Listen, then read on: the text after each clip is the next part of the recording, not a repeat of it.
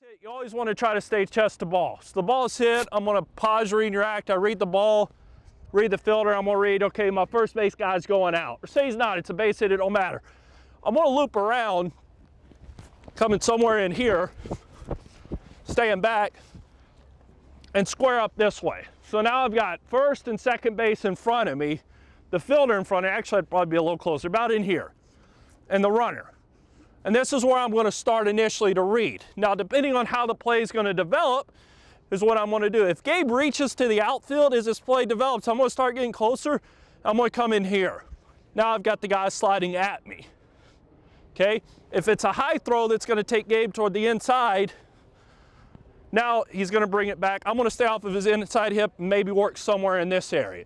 The tricky one's going to be where they stay straddling the bag and just drop a tag down. So what you're gonna have to do there is, you read it, and you read it, okay, he's not going anywhere, slide in right here. Now you've got an angle for that. That's basically anything to down the line or right field, okay? Anything down the line to left field, what I like to do is I'll start somewhere in here, like third base, second base line extended, out in here, okay? Now, what they have a lot of our younger guys doing is they want them going into the cutout.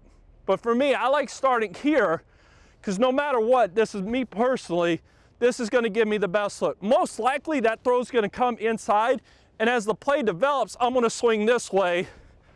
Play develops, and I've got him sliding at me. Okay?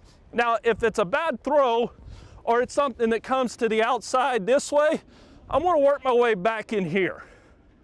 You know, and you get a lot of guys say, well, if it's a bad throw that comes at you, most of the time, if it's that bad of a throw that comes at you, you're not going to have a play. You know what I mean? But your nasty play is going to be the quick slight tag, because he's going to be sliding to this corner of the bag, furthest point away. So that wedge is going to be where y'all are looking at, ideally. You know, you never know exactly how it's going to develop, but that's what you're looking for. Now, balls to center field, and or I'm trying to think, like in this area, okay? Or somewhere between like I'd say the tent, okay?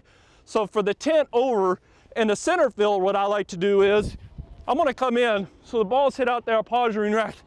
I'm gonna come in and probably start right in here, okay? Now, you're gonna have to keep your head on a swivel to see what this runner's doing.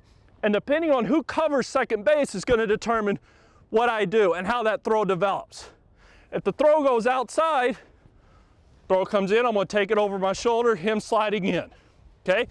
Throw comes in this way toward me, now he's going to be sliding to that back part, so the throw comes in, I'm going to start working my way back this way because the wedge is going to be on that outside corner. If it's a perfect throw, I'm just going to hug somewhere in here as the play develops, and might even take it right in here. That's just your starting position, and you read, depending on how the throw is, who's receiving the ball, where the tag's going to be. I like to work close to second base for still plays, so I'm probably going to start somewhere in here. You get a ball up the middle, as soon as that ball clears you, you got to start working this way, getting behind. Remember what we were talking about up there? And you would want to take that double play somewhere out in here, if you could, because he's going to be reaching to the outfield, seeing the hands, the whole 9 yards. The balls that bounce up and or slow rollers, you just freeze on. All right? Right. The high bouncing choppers or the slow rollers they're going to be charging, simply freeze on. Now, as far as balls going to the outfield from here, this is when nobody's going out now. You're in the middle of the infield, okay? Ball hit to left field. As soon as that runner from first touches second and rounds, I'm going to go right off of his butt to the outfield. So can somebody be a runner?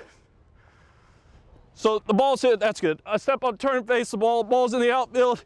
As soon as he touches, I'm working my way out here now. Just like that. All you're doing is walking. Because now if there is a play on that runner, I've got him diving back at me and or the ball.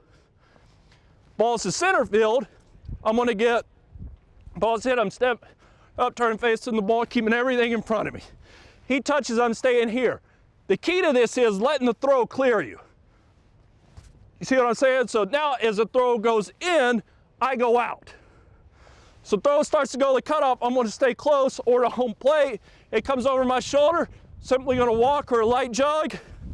Got the ball in front of me, the bag, and the runner. The whole idea of this is this guy goes and arounds, you always wanna have him sliding at you. The problem is the one to center field, you can't have him sliding at you because you're gonna have to take the throw like this. Gotcha. Over your shoulder. You can't do that. So instead of doing that, why not just take it right in front of you? Now the ball to right field, he goes, I cut right across the bag. I start out here, now I've got a runner and I've got a ball in my wedge. The ball to left field, I cut right off of his butt this way. Now if they throw back in, I've got the ball in front of me and the guy sliding at me. See what I'm saying? Yep. Gabe, anything that? No, jumping to the outside is basically, it does a couple things. One, it gets you out of the way, all the relay stuff in here, but also you're thinking about that play back in.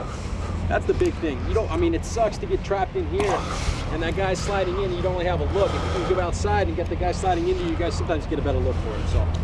And you don't want to take plays like this.